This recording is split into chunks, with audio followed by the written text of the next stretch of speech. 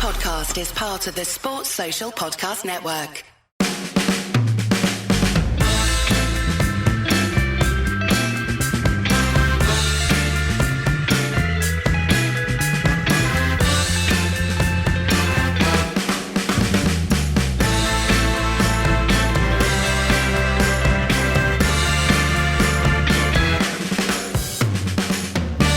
There's no question about that. Hey, Ed, it's somehow that time of the week already that we're back to talk about more old Man United games. Yes, it is now 2025 and we've done 4,000 of these old Man United games. I was thinking, like, it's not even time yet to start thinking, are we nearly there yet? Because we're not nearly there yet, so it's like, you just gotta, we're still in the middle of it, and it's just about okay with me. Yeah, although developments this week in that it seems like, at least from the covert briefing from the Premier League, the government is basically close to giving the go-ahead. I have to say, the cynical radar is up, that this is a nice feel-good story, less about public health and more about people forgetting about the horrendous number of deaths in the UK and talking about the football instead. You know, why not argue about a red card or a referee or something other than what's really happening in the world? There's this, and then the Premier League floating central balloons that they have been for a while now, which is how they're going to execute on it. and there's the cynical take on getting football back as a distraction, and then there's the slightly less cynical take, kind of need football back as a distraction, because... Well, true as well, yes. And I think both things can be true. Yeah, I mean, it would be good for public spirits. Absolutely. Wouldn't it? You know, having football back. I mean, look, there's lots and lots of questions about whether the players would feel safe, how to stop crowds gathering, how to keep the something like 300 people that need to be at each game just to make it function, from players, support staff, coaches, media, press, broadcast, and so on, as well as the health workers need to be there for various reasons, and all the testing kits that would need to be administered to the players multiple times a week in order to allow it to happen. Which is okay. Lots of okay in the questions. Bundesliga because you're not allowed to talk about politics when you talk about the lack of testing kits. And no politics, only clapping. Anyway, the other thing that I saw that's football related, nothing to do with coronavirus stuff. A really nice thing where Ralph Hasenhüttl said that the one good thing that came out of the 9-0 loss that Southampton suffered was that Fergie had sent them a text, and multiple people saying he sent them a text with the cheat codes because they went on an amazing run after that. But just absolutely classic Ferg, innit? Just being nice to managers in difficult times. And I really liked it because Hasenhüttl isn't a British manager. There's something I liked even more about it. He's an equal opportunities manager supporter. Yes, I mean, he was volume texting Sam Allardyce normally, wasn't he? So, don't worry, Big Sam, don't worry, Big Sam. But, yeah, I know, nice story that one was. You do wonder how he gets the number. Did he call up the Southampton switch desk and go, I'm Fergie, give us the number? Presumably, it's not that many steps removed between Fergie, someone with that Fergie's got their number, and Ralph Hasenhüttl's number. A briefing came out that he's in real good spirits and doing well, which was just nice to hear. So we await the Manchester United's podcast Zoom chat with Alex Ferguson. Yeah. Do you see Fergie on a Zoom chat? I can, and just like you can only see like the top part of his head because he's got the camera in the wrong place and stuff like that. It'd be great. Great. All right. So if you not listened to the show before, we normally talk about what's happening with United at the moment, but at the moment we're doing this thing called Game Club, where you are allowed to talk about Game Club. In fact, it's the first rule of Game Club, where we go through old games and discuss them in some detail. We've often done sort of minute by minute things, but we tried to get some analysis in there so it's not just a breakdown of what happens in the game. What are we talking about this week, Ed? We are talking about the 1968 European Cup final, Manchester United's first European trophy. In fact, I think this is the first final or trophy of any kind we've talked about in Game Club. We've done 10 of these, and they're all rando games, different league games and semi-finals and stuff like that. Yeah, interesting games. But this was interesting too, and I hadn't seen this game for a number of years. I've watched it previously, obviously, because you have to. And because you have to if you're a massive Man United nerd. Is that what you're saying, Ed? Yeah, that's it. Yeah, used to sleep with a DVD, or more like the VHS. Yeah, I was going to say. The 8mm. By the time DVDs were invented, you should have grown out of that, probably, just about. But yeah, I remember you having the VHS. I'm sure this was one of the many presents that you were given by relatives who were like, "Oh, it's Ed's birthday or Christmas. He likes Man United. Let's get him Man United stuff." Exactly, that happened for a good decade. That did. Yeah, I'm sure many of our listeners can relate to that experience. And in the end, it's not so bad because you do like Man United, and if they get the right Man United stuff, it turns out nice. And I quite enjoyed going back to this game. Yeah. Mostly, I have to say, the thing I enjoyed about it most by a country mile was the fact that the whole rest of my day, this is what was going on in my head. Oh, I say, that was excellent. Oh, turns out, actually, Ken Waltherstowe is quite a terrible commentator. Yes, really bad. And at Wembley, later on that glorious day, the cup they wanted was the European Cup. 100,000 expectant fans packed the stands to see great football. Bobby Charlton and Kaluna exchanged Manchester United and Benfica. The moment of truth in the battle for mastery of European soccer had arrived. United played... Yeah, quite opinionated as well, actually, and kind of judgmental and very sneery about certain aspects of Johnny Foreigner's game. Yeah. Oh, well, he seems to have passed it short again. Well, what does he want to do that for? Give it a wallop, sir. That's the way the Brits do it. And can't you see, we won 1967 and 66 World Cup, and now we're winning this. His voice is just beautiful to listen to. I find it very soothing to listen to Ken Waltherstowe commentary. It's weird how the co-commentator, you mentioned his name, I can't remember what you said it was, he interjects twice a half, maybe, with a sentence that appears to have been cut in at a different time. We watched the version of this that's on Footballia.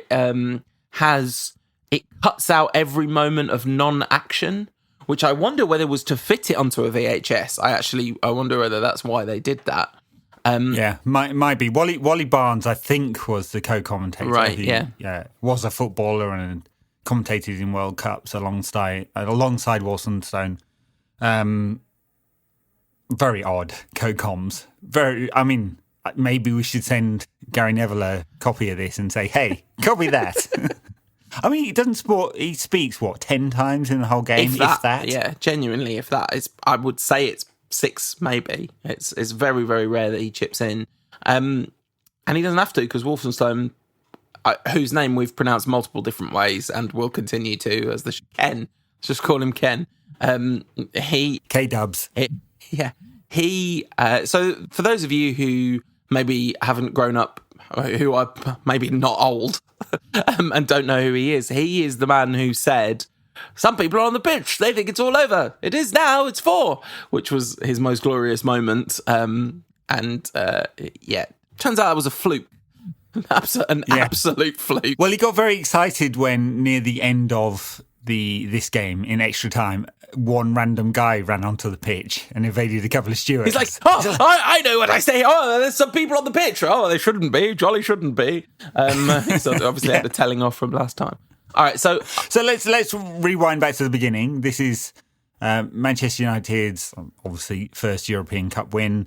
But this takes place in a really interesting time because it's 4 days after they've lost the league title to Manchester City. So they were in the running, leading the first division, managed to lose 2 of the last 3 games, and so lost the title by 2 points to City. And apparently it was a crushing disappointment, as it would be. They were champions in 67, but not in 68, which would have been, double glory. But they just missed out on it. In fact, if it says anything about the competitiveness of the first division in that year, United and City both lost 10 times each. Well, you in a see, 42-game season. some of these continentals don't have the competition they have in British football, so maybe that's why it's more difficult for them. Literally. Yes, Almost verbatim and that was an quote. exact quote. Yeah. All right, so I didn't recognise many names from the Benfica team. And actually, there's definitely names in the United team that I would have heard at some point, but had kind of forgotten about.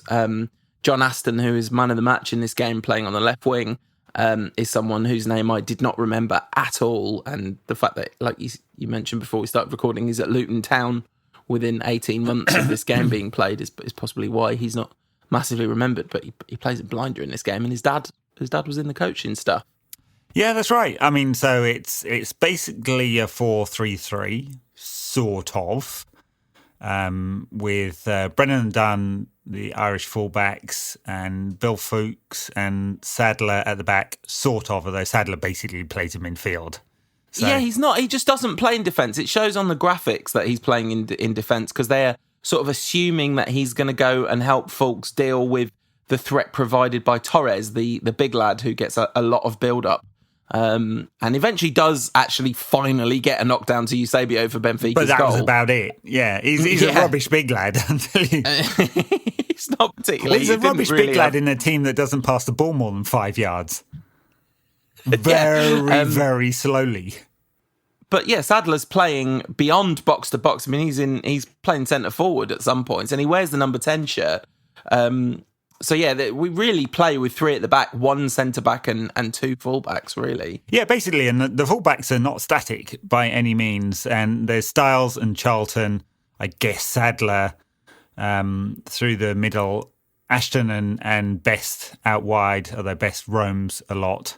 And Brian Kidd through the middle because Dennis Lord had a knee operation a few days beforehand and managed to watch the game from the hospital. Paddy Crerand, of course. Paddy Crerand, of course, in midfield as well. Yes, very, very quite ponderous Crerand, but yeah. You know. Hey, good on the ball, though. Good on the ball. And he is good on the ball. Beloved by Ken Wolfenstone. Did you notice that? Really, Yes. fully, he loves Pat Crerand. Yes, and could have done with some Crerand co-coms as well. What an emotional day it must be for him. His former team winning last year, and now his current team winning this year.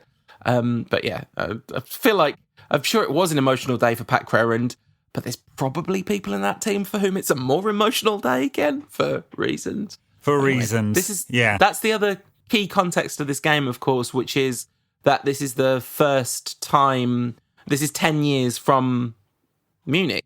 So the fact that Matt Busby has got a team to the European Cup final 10 years, which is not a long time, after his whole team's been wiped out, basically, or the vast majority of his team's been wiped out, it's an incredible achievement.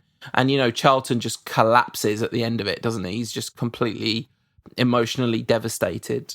Well, that's right. I mean, Jackie Charlton said famously that the air disaster was when Bobby stopped smiling. He does smile after this game. I mean, he is happy, but he's famously a... not a jovial man, very introverted as well. But yes, it all comes out after United win. And the players looked absolutely knackered. Not the levels of fitness it might seem today. But they also do put in a mega shift, don't they? Just don't stop until right in the end of the second half of extra time, really. So United get to the final by beating Hibernians in the first leg. It doesn't look like it's Hibs. No, it's from Malta. Yeah, the Maltese Hibernians. Oh, yes. The top quality opposition from the Continentals. Then Sarajevo. Do they still exist? Football Club Sarajevo. Yeah, apparently they do. And Gornik Zabrze, as you can hear, and not a club that I'm particularly familiar from with. Poland. And then Real Madrid. So, yeah, substantially more difficult opponents right at the death there.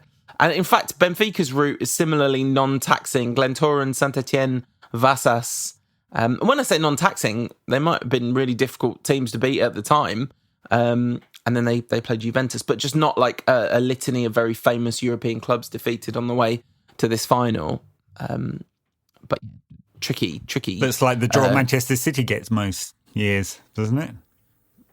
Does it? Haven't they had really difficult draws? Isn't the whole thing that they've had spectacularly unfairly difficult draws from the beginning? Not in the FA Cup, though. They're playing Hibernians of Malta every week. Yeah, okay. So when the game kicks off, I'd say United are on top early by a considerable margin. And really, they're kind of on top for most of the game, aren't they? They look the better side. Especially the first half, first hour. Yeah. I mean, they're the more dynamic side throughout. So very, obviously deep contrast in styles. United are definitely not a long ball side, but they mix it up. They're prepared to play on the break or play reasonably direct, or at least quickly into the wings, especially into the wings. And they move the ball a lot quicker. Benfica, very, very slow in their build-up, short passes, ball retention, but pretty static, I would say. I mean, Wolstenholme is extremely dismissive of their style throughout. And Chumley Warner in the co-coms bordering on the jingoistic with his few comments about it. But they just don't do much, do they, Benfica, until like the last 20 minutes of the game. And their one shining moment early on is just Eusebio with an incredible shot after a brilliant dribble out of nothing, and he looks an absolute cut above. There's Wolstenholme. Well, he's a man who scored like 750 goals in about as many games. Yeah, I guess maybe some people don't really know who Eusebio. I'm sure most people listening know exactly who Eusebio is, but he was the top scorer at the 1966 World Cup finals. An absolutely superb Mozambique-born striker with a kind of fascinating story who became an absolute icon of Portuguese football. And the other player that I was really impressed with was Coluna, who played in the centre of the park. He was their captain. Yes, who every time he got the ball was praised for still moving. As if he was like 50-something. He's only 32 in this game, but apparently that is well over the hill for footballers in 1968. He played a lot of games, to be fair, and he was captain of Portugal for a long time, another Mozambique-born player, and someone I'd never heard of. I mean, I must have heard of him, but there was no Wikipedia to look him up when I was watching this game as a kid, but it was really interesting to read a little bit about him. Great story of Eusebio when I was reading up on him for this podcast. He joined Benfica, but Sporting had ties to his original club and thought they were going to get him. And so angered were they, and so angered were their fans, that Benfica had to hide him away in a random village for 2 weeks to make sure he was safe. Wow. That's pretty intense, isn't it? I mean, you could see why. There's a lovely quote from Ken Wolfenstone where he says, "A lady came up to me and said that she was looking forward to seeing Eusebio play, and very sad he wasn't a Manchester United player." So yeah, he was very popular, and he does get thoroughly booed at one point after being plattered by Nobby Stiles, and Stiles is like, "Oh, I never touched him, ref. He keeps falling over for no reason, apart from me kicking him in the shins." Yes, there's some choice tackles in this. Best gets it as well. Very much so. Best, who had his socks rolled down and no shin pads on. Well, you see, if these players will play with no shin pads, they'll get a whack on the shins. The key matchup in the game, tactically, is just the absolute mismatch between John Aston on United's left and Adolfo, the right back, who gets skinned. Like, honestly, if there were memes from this game, they would all just be about, who does Adolfo see in his nightmares? John Aston. Like, he's not only been sent out to the shops, he's been sent out, called back, sent out again. Just every time Aston gets the ball, He knocks it past Adolfo and has a running race with him. And at no point does anyone think on the Benfica side, perhaps we should double up on this, lad. Yeah, well, it takes a while before sort of Torres and Grassa are trying to come back and help him out, doesn't it? But yeah, it absolutely murders him. I mean, you'd sub him at half-time if they had subs in those days, which they did not, except for a single substitute goalkeeper. But yes, he gets completely obliterated. And one of the really strange things about this is Aston's performance is outstanding, and he's the kind of standout player, even if Best and Charlton and Kidd score the goals. But within 18 months, his career's in the toilet. He broke his leg at the beginning of the next season and basically never recovered from it. But he looks a really brilliant player, and it's kind of fascinating that, I mean, I guess with modern medicine, maybe that wouldn't have happened. Yeah, because you can imagine you reset his leg. I mean, his end product was pretty good. Like, he was consistently delivering. I think is it his cross to Charlton for the first goal? It might not be actually, but it's Sadler. I think Walthamstow says dinks the ball in.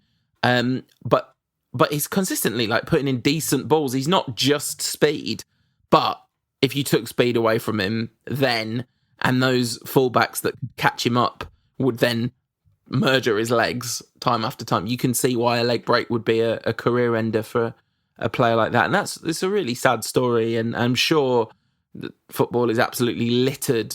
I mean, it still is. We know it still is, but it must even be more littered with players that could have been, something quite remarkable. But that's right.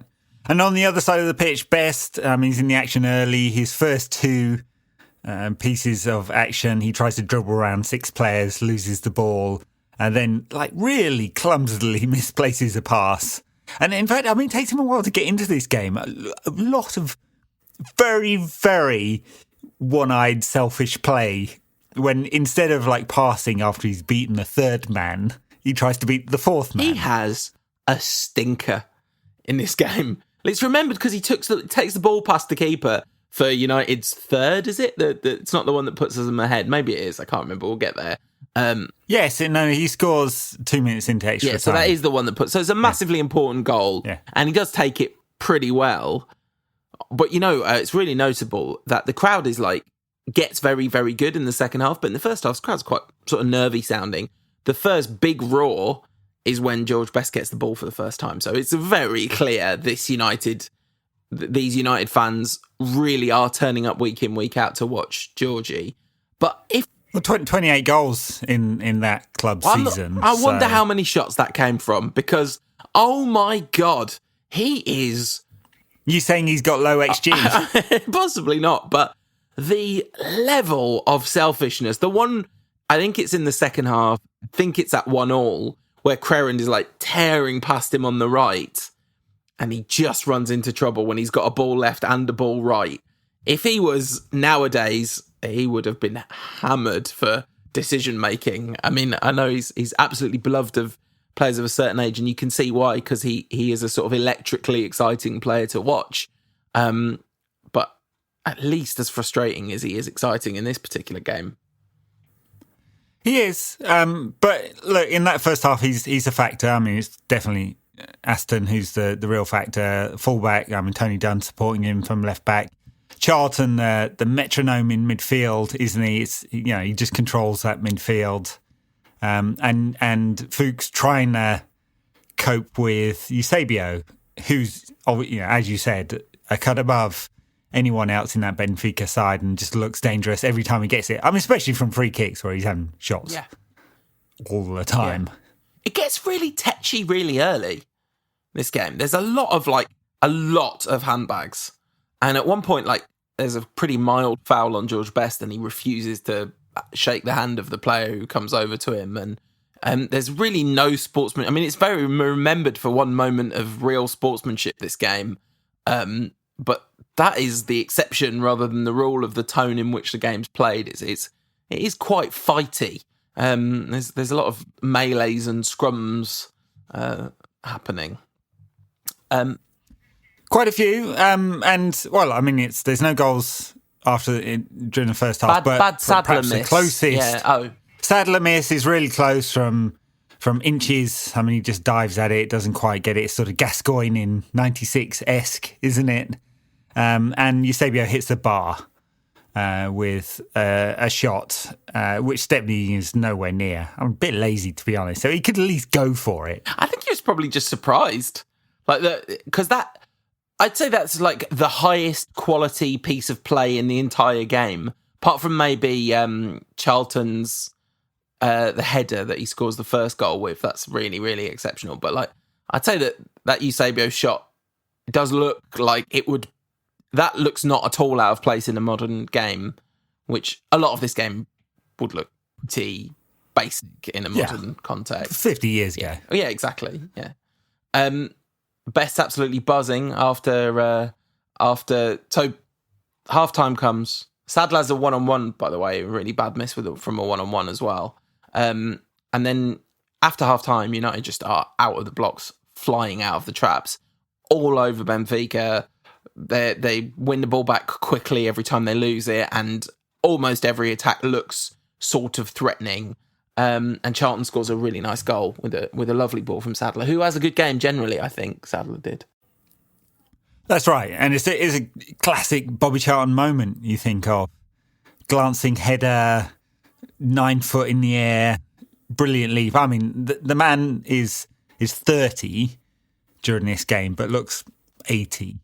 I mean, he hasn't... Yeah, I was going to say he hasn't aged a day since then. He wasn't any younger then than he is now. He's exactly the same. Definitely exactly the same. Maybe 3 strands of hair going over his head. He definitely looked identical then to when we were first aware of him, like when he was in Bobby Charlton Soccer School ads. That's the same person, basically. He's started to age a little bit in the last 20 years, possibly. But yeah, it comes from the left, where Benfica are just in all sorts of bother on their right. I mean, Adolfo's probably just in the corner crying when there's another player for him to deal with, on top of Aston and Sadler dinks in the ball, and it's a beautiful header. And then Best scores and goes absolutely mad, but he's offside. And then I've just written a note that just says "mad selfish" from Georgie. Just a few moments after that, maybe he's just upset that that he was offside for that goal, and so he's like really trying too hard to make up for it. But there are so many moments like that. There's one in the second half, or maybe it's in extra time, when he's in a good position, shoots, and there's sort of 3 players in the United box. And I think it's Sadler who just kind of falls on the floor, like throws his hand around, does a bit of Cristiano and like chucks his arms up in the air as Best, like dribbles past 2 and then shoots from an impossible angle when there's good players in good positions. Yeah, that bit of skill is absolutely amazing, by the way. Like, I'm not surprised he shot after that, because it would have felt so good. And ball comes out to Kidd, and a pretty good save. Made slightly scuffed finish from Kiddo, but a good save. Then the United fans are 1-0 up in a European Cup final, chanting "attack, attack, attack." It's like Louis. No wonder Louis van Gaal was getting it at 0-0 against Crystal Palace, Yes, and Wolstenholme is not happy about this one, suggests that Matt Busby may know what he's doing. These plebeians should keep their opinions to themselves. He is then later very full of praise for the crowd. He's very excited every time the crowd sing a song, he refers to it. Yes, bringing out the whole playbook, didn't they? I mean, it's a great United crowd. Especially in the second half, the atmosphere is really rocking. And I have to say, I watched this, it's in black and white, but then I went and watched a Pathé News reel on this one as well, which is in beautiful colour with different angles, very different angles, which is really nice, and you get a real sense of the crowd as well. So, in black and white, it's hard to kind of, although the goals look beautiful, the crowd doesn't really come alive, and it does in the old Pathé reels, which is great. Because it's just red everywhere, presumably. It's red everywhere and the bouncing up and down. And fantastic. So then, finally, a knockdown from the big lad finally works. And they dink one up to Torres, which... Basic football, this is. They finally ditched that Johnny Foreigner football and thought, we're going to launch it. Wolstenholme says right at the beginning of the game... they'll be looking for Torres to knock the ball down for Eusebio, and he finally does it. And it comes out to, is it Grasser that scores the goal? I can't. Yeah. Grasser scores the goal, yeah. But yeah, it's a decent bit of play. Not much United could have done about it, and it's not exactly against the run of play, but it's definitely, Benfica will definitely count themselves lucky to be 1-1 at full time. I don't know what the XG would be, but it's United's game. Quite a lot to United, I'd say. Yes, yeah. Well, really on top. Most of the possession, probably. Although that, I mean, it's just such a contrast in styles with Benfica, as slow as you can possibly get. I mean, if you hated Louis van Gaal, you'd hate this Benfica side. We hope you're enjoying the No Question About That podcast. We are open for sponsorship, so if you run the kind of business that would be interested in sponsoring our show, just drop us an email at nqatpod@gmail.com.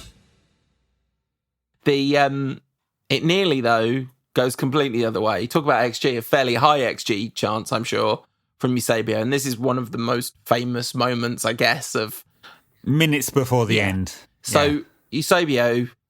one-on-one, brilliant chance, had been the best player on Benfica side by a mile, absolutely scuffs it. Terrible finish straight at Stepney. Like, Stepney says it came straight at me, and Matt Busby said afterwards it's a fantastic save. I read a thing saying that, like, he humbly said it came straight at him. Just watch that game.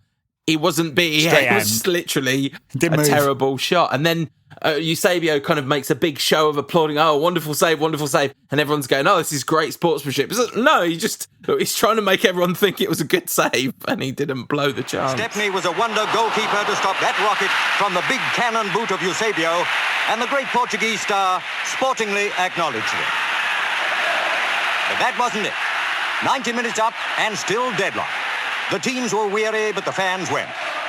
With an extra 30 minutes of play ahead, bumps, bruises and tired muscles ached like they'd never ached before. But a wet sponge and a magic massage worked miracles. Yeah, I mean, it's. I suppose if he, a different reaction could have been looking at the turf, for the divot, the bobble. But yes, he's blowing smoke up our asses to that one. Yeah, straight at him. Sweet though. But Sweet, though. Two saves really right at the end that Stepney has to make. And Benfica wouldn't have deserved the win, but they create those two chances right at the end. But instead, it's into extra time.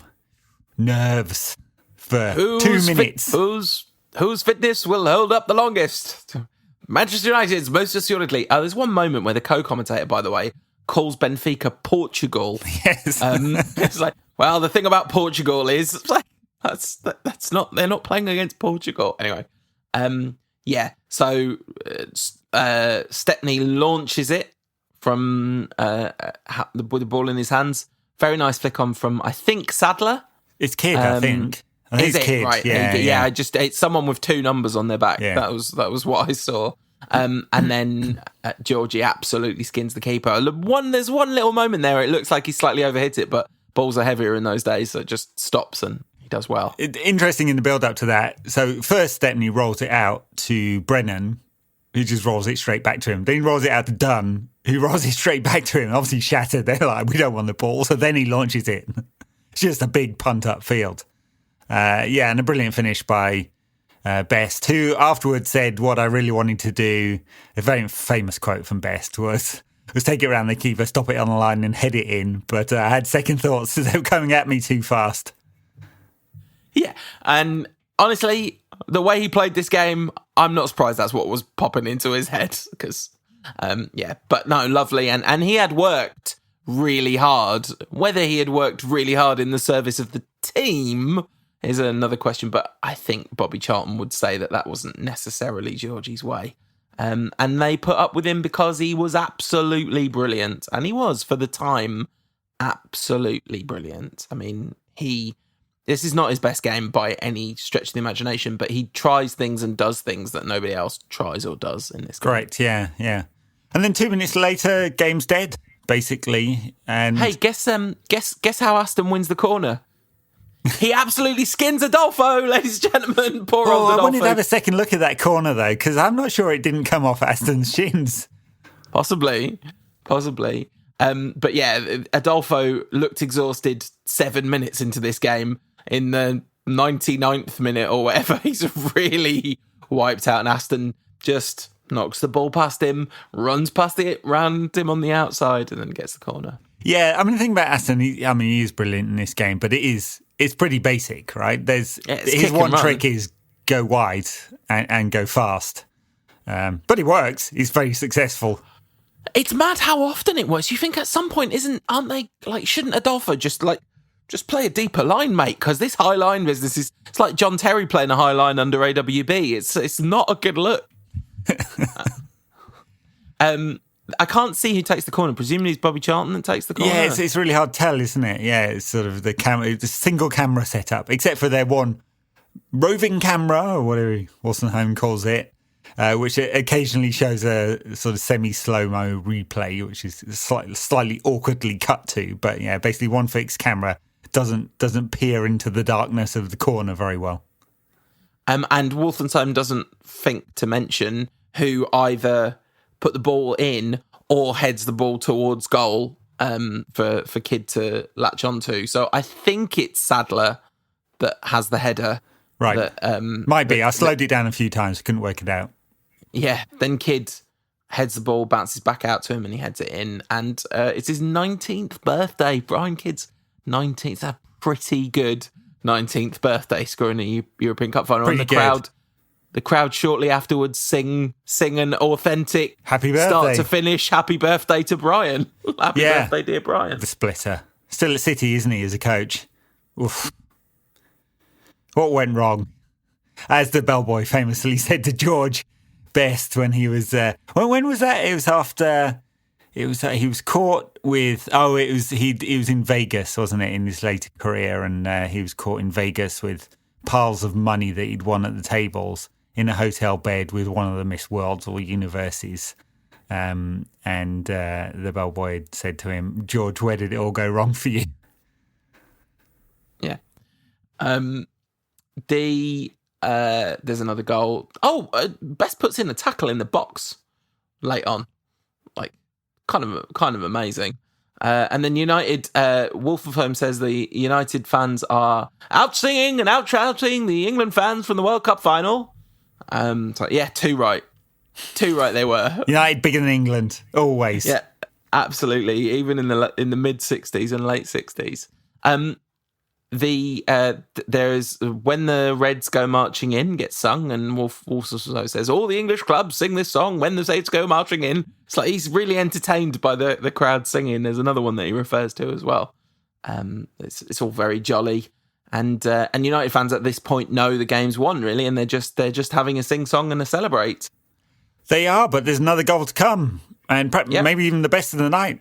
For just a stunning finish from Charlton from an angle, just kind of, I don't know how to describe the finish really. He gets a tremendous whip on the ball as he's trying to finish it and gets a really good angle for the finish high into the net. It's really nice. Again, classic Bobby Charlton moment. Yeah, it's not unlike the Rooney goal that we talked about in his debut where he cuts it back across himself, except it's a sort of cleaner strike, isn't it? Yeah, much cleaner strike, yeah. But yeah, fantastic. And a lovely ball from Brian Kidd, I think. Yeah.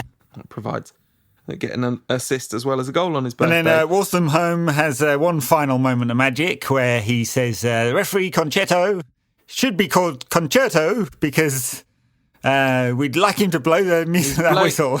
Yeah, it's lovely. Honestly, he seems like a jingoistic but decent chap. Ken well, for most football coverage, that was the general tone. It's only really in the last sort of 10 years that it takes a more neutral stance for Champions League coverage.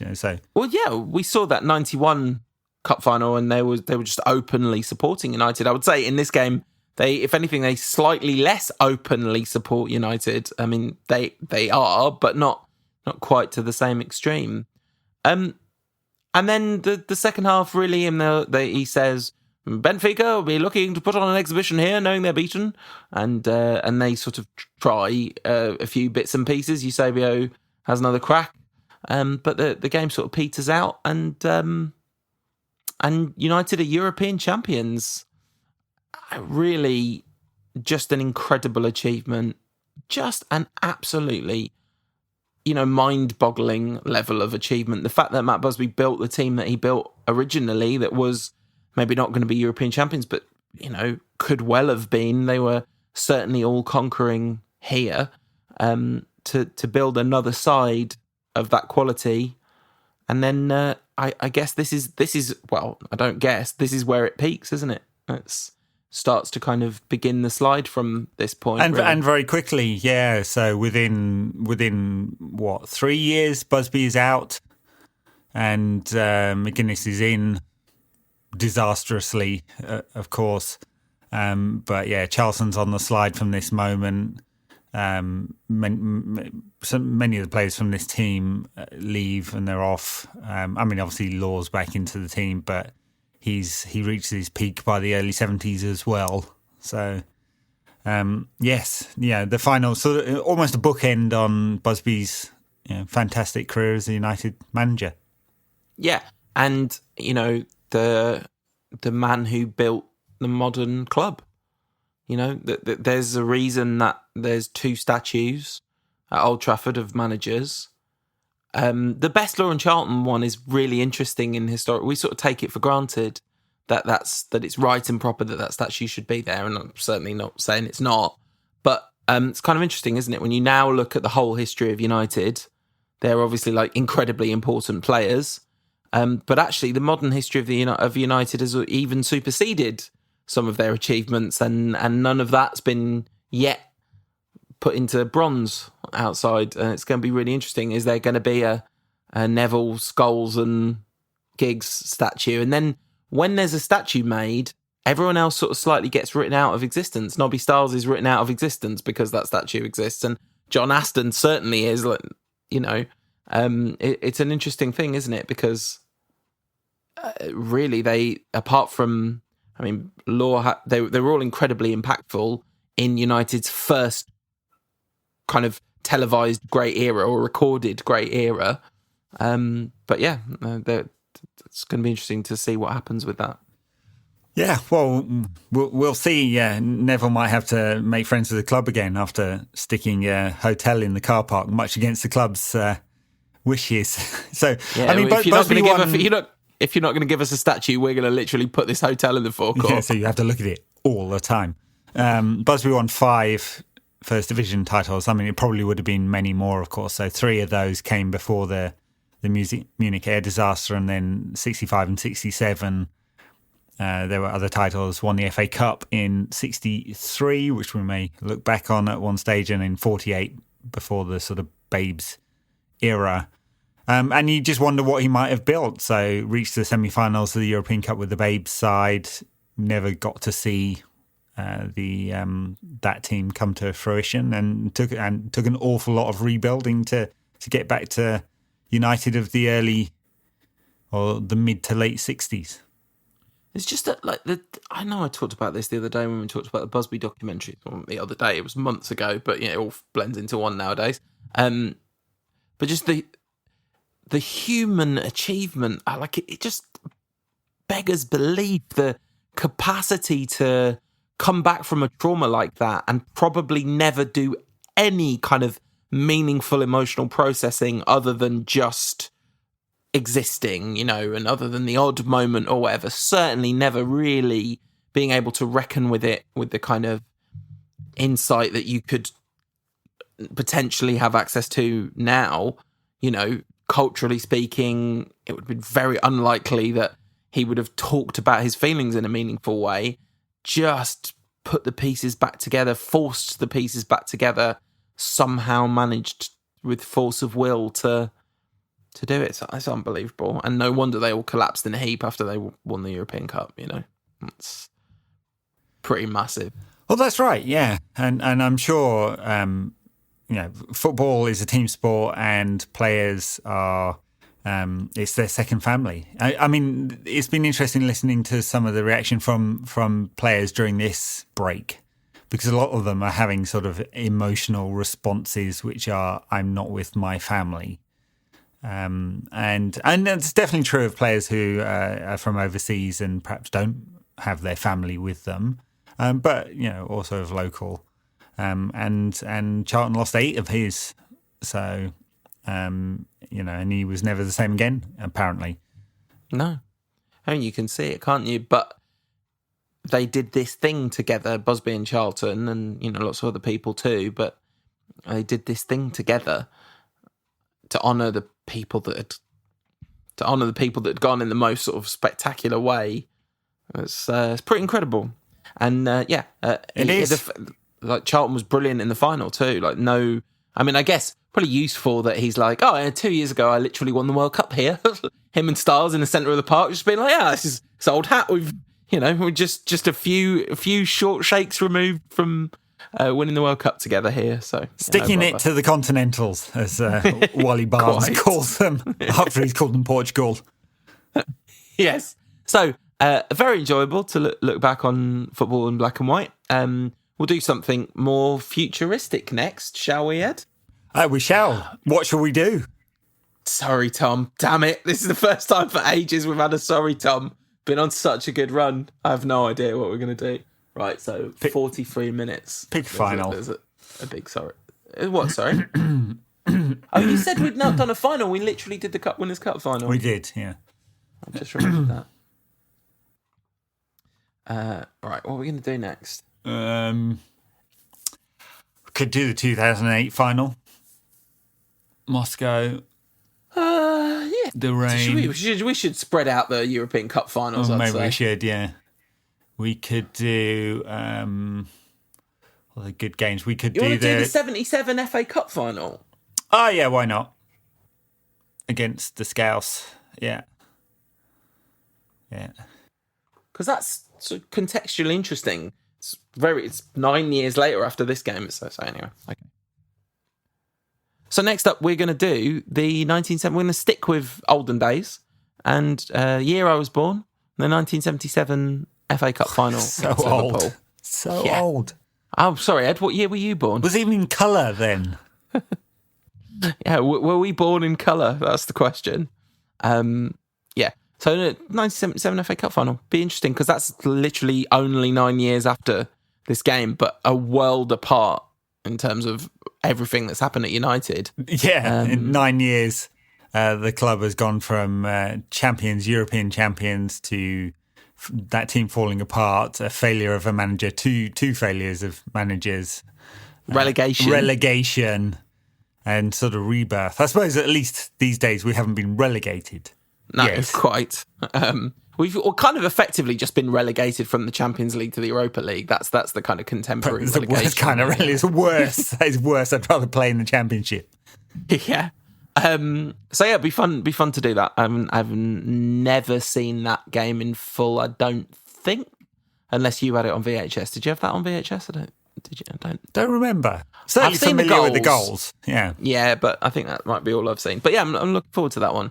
All right, so patron backers, stay tuned, because what we're going to do now is we're going to go through the side and sort of see the 1968 European Cup winning side and sort of see where their journey took them after that game. So everyone else, we'll see you on Monday, and in the meantime, take really good care of yourselves. See you then. Bye now.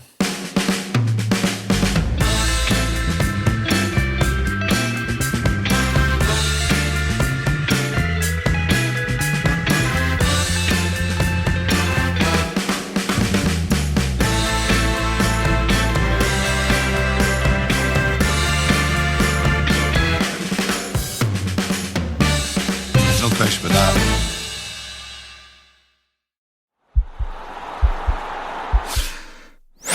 This podcast is part of the Sports Social Podcast Network.